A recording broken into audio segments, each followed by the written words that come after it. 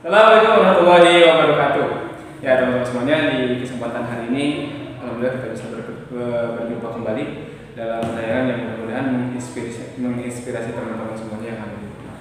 Lockdown bukan berarti menuntut diri kita ikutan lockdown, ya. Betul. Ya, apalagi cita-cita kita tetap harus kita pupuk dan kita tanam, karena setelah 2020 masih ada 2021 dan seterusnya. Dan disitulah teman-teman yang akan menjadi generasi emas Indonesia akan mencapai pada puncak. Spesial untuk hari ini kita kedatangan seorang yang sangat keren. Ya, bisa dibilang beliau ini amat sangat multi talent, bisa menjadi apapun. Multi talentan. Ya, perkenalkan beliau ini salah satu guru saya. Salah satu motivator juga bagi saya pribadi, dan mungkin teman-teman di sini juga ada yang sudah bertemu dengan beliau dan juga ada yang belum. Maka untuk yang pertama kita akan dengarkan dulu perkenalan daripada beliau. Kenalan ya. Karena yang lihat kita insya Allah bukan cuma orang Indonesia. Zimbabwe. Ya, kenalkan nama saya Asep Abdijal, panggilan Awek. Kalau di band, kalau untuk akun Asep Jajaka. Aku nyari dulu. Ya, tadi ya teman-teman ya, beliau namanya Bapak Asep Abdijal, bisa sering juga dipanggil dengan Pak Awek. Nah Pak, sebelum kita masuk ke pembahasan nih, harus mau ngasih beberapa fitas untuk Bapak jawab dengan singkat, dengan spontan. Deg-degan. Ya. Pertama, ya fitas langsung. Pokoknya pertanyaan langsung. Ya. Pertama, guru atau bisnismen? Guru. Vokalis atau motivator? Dua-duanya. Ayo nama vokalis. Biasa motivator. Jadi kumanya. Selanjutnya, milih musik pop atau metal? Metal. Selanjutnya nih, aktor atau sutradara? Sutradara. Ini ada nanti penjelasannya ke kepribadian ya, dari aktor atau sutradara. Jadi sutradara, dia milih sutradara. Selanjutnya, milih jadi ketua DKM atau ketua tim sukses? DKM. Tapi di situ pernah. Move on. Sudah move on. Mantap. Yang sama itu yang move on ya. Ya, tepur. Selanjutnya, Cina, Amerika. Dua nanti kesep. Tapi Amerika sih. Ya, teman-teman itu fisiknya ada 1, 2, 3, 4, 5, 6. Dan akan kita bahas adalah 6 fites yang tadi sudah saya tanyakan kepada beliau. Pertama, alasan kenapa Bapak milih jadi guru ketimbang jadi bisnismen? Sedangkan yang aku tahu, latar belakang daripada pendidikan Bapak itu sarjana ekonomi. Kenapa alasan Pak? Pertama, terjerumus dalam kebarokahan. Pastinya. Jadi ada di keluarga saya tuh nggak ada yang jadi guru. Ada satu perkataan dulu, ibu saya bilang gini, coba cenah anak tuh ada yang jadi guru aja satu, dan itu saya dengar, itu bukan di depan saya, tapi memang saya dengar gitu. Akhirnya, ya udahlah gua aja. Tapi ngambil kuliah ekonomi, karena udah lupa tuh si omongannya tuh udah lupa. Nah, si omongan tuh udah lupa, pas mau ini baru ada yang ajakin tuh guru saya juga almarhum Pak Erik Hadian, ya semoga beliau ditempatkan di surganya Allah suatu saat nanti bersama kita bersama gitu. Dia yang memotivasi saya jadi guru. Cuman gini motivasinya, ini yang keren. Karena dulu masih muda ya. Kalau sekarang Pak? Sekarang muda banget. Muda besar. Dia dulu dia bilang gini pada saat saya mau mengerjakan skripsi waktu itu, dia bilang, "Wek, harus ngajar mau." Dulu cita-cita waktu itu pengen banget jadi pengusaha gitu.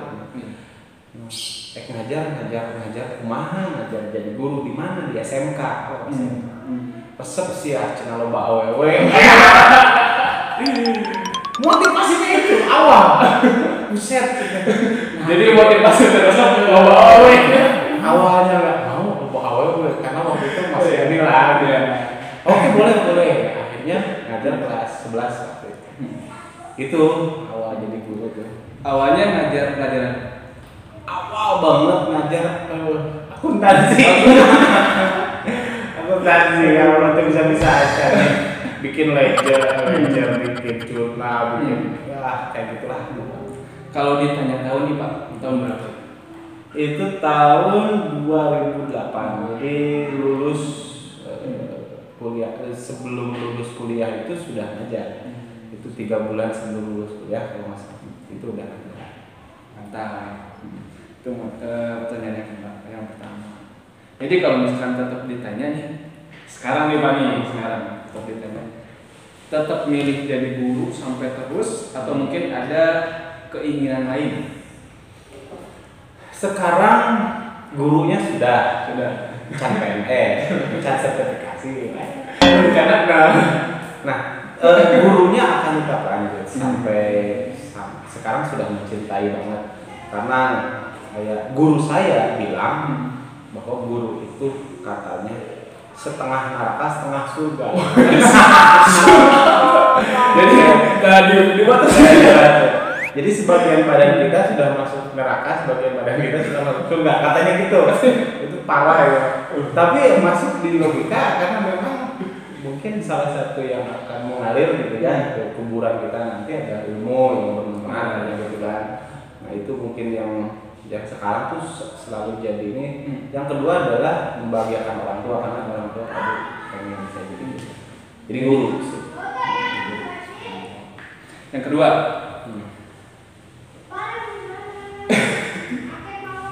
vokalis atau motivator?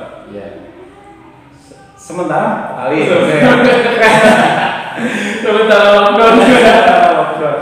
Karena memang hobi band itu udah dari dulu ya. Dulu awal tuh bisa pengennya jadi drummer dulu. Tapi belat tidak bisa. Akhirnya memang keluarga saya penyanyi gitu ya. Ada kakak saya juga pintar nyanyi gitu. Saya serak-serak. Iya, tsunami lah. Jadi bisa akhirnya kali 2000 berapa waktu itu 2006 kalau masalah. Nah itu berarti udah lama juga ya Pak? Menurut dibilang seni dari SMP, dari SD udah ikut perlombaan. Dan itu terbawa sampai sekarang. Sampai hari ini. Inspirasi kalau musik, inspirasi utamanya kalau saya pribadi itu punk. Jadi kalau lihat teman-teman punk di jalanan itu rasa saya. Mereka tuh free, bebas. Mereka bebas tanpa rule dari pemerintah dan mereka siap hidup dimanapun. Filosofinya keren. Makanya tadi pas ada pertanyaan pop atau metal, Bapak gini musik genrenya ya artinya yang cadas lah gitu. Salah satunya yang paling saya suka adalah punk apa aja yang Ramones ini. Nah itu pokoknya suka banget. Kalau motivator gimana kalau motivator? Nah ini saya bawa ada sebelum lockdown sih ya, saya ikut di salah satu organisasi untuk motivasi juga. Saya pernah ikutan quantum learning, quantum teaching dan sebagainya. akhirnya bisa digunakan gitu. Hobi bicara itu karena memang bawaan dari organisasi, terus bawaan dari dulu juga senang banget ada di depan orang gitu. Dan ketika mereka termotivasi itu satu kebahagiaan buat kita gitu. Apalagi sampai nangis, sampai mereka ada juga yang sampai makasih kok merah gitu. Padahal kita sendiri nggak termotivasi. Aduh, sulit memotivasi diri sendiri ya. Sulit banget.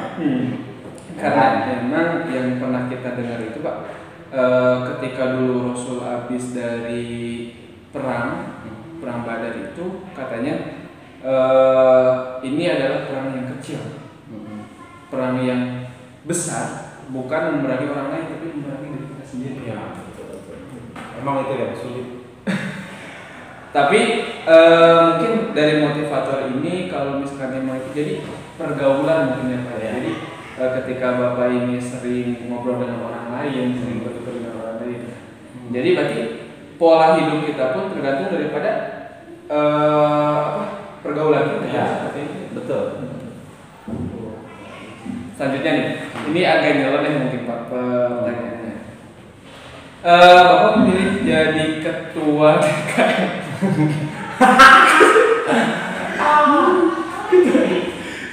Ketua DKM atau ketua tim sukses?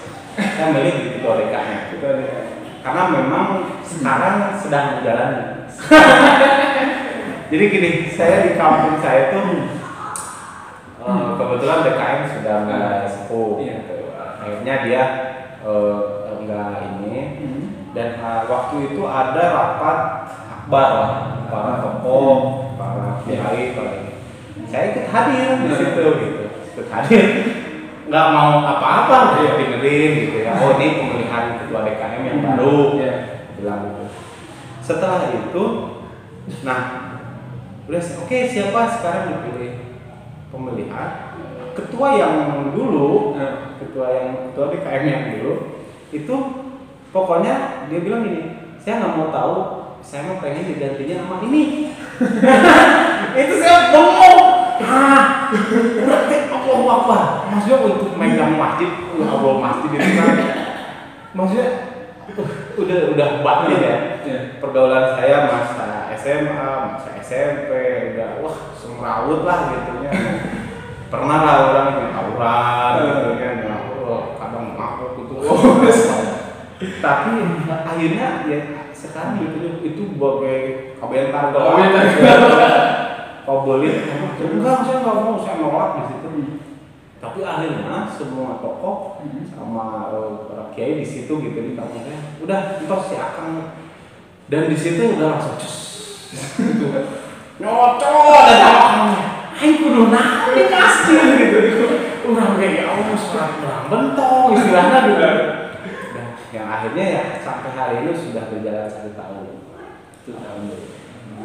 Dari latar belakangnya seneng band, apalagi saya sudah nyampe gitu, ujung-ujungnya tidak ada, itu tak ada, sempet ada. Jadi waktu ini gini, jadi dia kan milih mungkin gini, karena saya teh kayak buka suara setik lah gitu, terus udah gitu tuh di ini. Mau ajan gitu. Supaya ya ajak pi akhirateun ajan hampir sering tak ajan maghrib maghrib isya subuh kadang ajan gitu. Tah meureunna ketua DKM yang itu teh iya ya gitu melirik yang akhirnya Allahu Akbar. Aduh subhanallah. Nah, mungkin itu bisa jadi istilahnya kan yang namanya Taufik Hidayah itu datangnya bisa dari mana saja.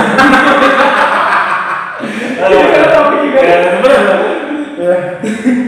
Wabillahi taufiq wal hidayah. Kurang tadi sholat tapi tak sholat. Kalau yang tahu semuanya jadi ketua DKM. Ya, gitu. Leung we bisa. Iya.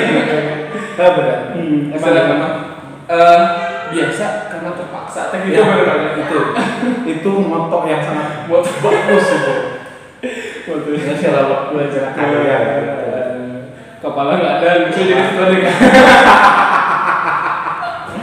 Perang ada benar. Tapi Pak sempet terbesit nggak sih dulu misalkan orang teh yang makmurkan masjid sempet nggak sih terbesit gitu? Dulu itu kepikiran sedikit. Bahkan kalau dibilang saya rada error masalahnya kali. Benar-benar error. Tapi semenjak ikut waktu itu reuni 212 misalnya imam besar kita ya Habib Rizik Syihab itu di sana tuh udah mulai muntur. Kemudian pas mau sholat, terus hujan, Allahu Akbar. Kata kamu yang meluluk juga. Aduh, di situ udah mulai aing teh mau hirup wae pasti aya maut. Tadinya. Dan mudah-mudahan kita berdoa ya teman-teman semuanya. Mudah-mudahan imam besar kita beliau yang sekarang berada di Mekah sana, Habib Rizik bin Hussein bin Syihab selalu berada dalam lindungan Allah Subhanahu wa Ta'ala. Karena bukan hanya Bapak sebenarnya Pak yang termotivasi dari situ gitu kan. Kalau misalkan RS itu dari 411, 212 sampai yang kemarin gitu kan. Ternyata memang perjuangan Islam itu kalau enggak kita yang menggerakkan itu siapa lagi? Oh iya. Apalagi mungkin Bapak juga yang aktif di media sosial gitu kan. Apalagi sering juga lihat statusnya gitu kan. Bukan hanya menyinggung pemerintah tapi juga terkait sekarang itu PKI dan lain sebagainya itu memang harus ya Pak. Memang harus. Artinya para ulama itu membentuk atau mendirikan negara ini bersama dengan para pejuang yang lain. Karena waktu Islam itu kan terbesar sedunia, artinya orang Muslim berkontribusi besar untuk merdekanya Indonesia. Nah pada zaman dulu ya seperti kita kenal Haji Hasyim Asy'ari terus kayak Ahmad Dahlan dan sebagainya. Juga para ulama yang lain, para habaib yang lain itu mereka merancang contoh aja Pancasila. Sila pertama ketuhanan yang Maha Esa itu dipikirkan matang-matang gitu. Kita bisa lihat Tuhan yang Maha Esa artinya negara ini harus punya fondasi ketuhanan yang sehingga akan berdiri bagus. Nah ini isu-isu sekarang seperti PKI yang bangkit lagi misalnya atau ini ya kita sebagai umat Muslim tentunya nggak bisa tinggal diam ketika memang ada nggak boleh ideologi kita Pancasila terus agama kita terus agama-agama yang lain juga nggak boleh tersisihkan oleh satu ideologi yang itu. Menurut saya seperti itu. Siap berjuang lah. Tentunya pasti ya. Tapi ini Pak kalau misalkan kita ngobrol ala Sontoloyo sedikit Pak ya. Adanya berita mulai naik lagi PKI ini emang harusnya ataukah pengalihan isu? Kalau saya berpikir memang real ada. Berpikir real ada, bukan hanya termakan dari media sosial. Bahkan waktu zaman saya kuliah dulu, bibit atau doktrin-doktrin yang masuk ke saya juga masuk. Ke saya juga masuk. Artinya bukan saya dulu PKI, tapi ada paham-paham yang aneh gitu, nyeleneh. Akhirnya dari seseorang atau dari buku yang kita baca dan sebagainya. Dan itu ada sedikit melekat di zaman dulu di sana. Bahkan ada dalam hati terbesit apa sih gitu, agama itu apa sih gitu. Terus fungsi Habib itu apa sih? Itu saya sempat dulu kayak gitu. Setelah 112 ya, 212 sebenarnya di situ udah lulus. Dari dalam hati saya yakini dan saya imani, ada agama yang harus kita bela. Ada juga orang-orang yang sedang mengisi di dalamnya, gitu, para habaib, para ulama, para kiai, para ustaz. Itu harus benar-benar kita jaga. Itu kalau misalkan ditanya tentang Habib Bahar, komentar Bapak gimana Pak? Keren. Itu dia panglima gitu. Ya, walaupun karena kan itu salah satunya. Artinya yang membela adalah beliau itu kesalahannya kan seperti dibuat-buat gitu, seperti dibuat-buat. Kesalahan beliau itu masa terlalu dicintai oleh rakyat. Betul. Lalu bahas satu sosok yang tentunya membuat inspirasi juga ya. Beliau ini keren ketika orang diam, beliau berbicara. Ketika orang nggak tahu harus ngomong, dia lantang gitu, untuk menyuarakan kebenaran. Karena dari sekarang kita lihat banyak banget orang yang nggak suka kebenaran. Gitu. Jadi lebih banyak yang jahat menurut saya. Ada, mas ayah namanya mas.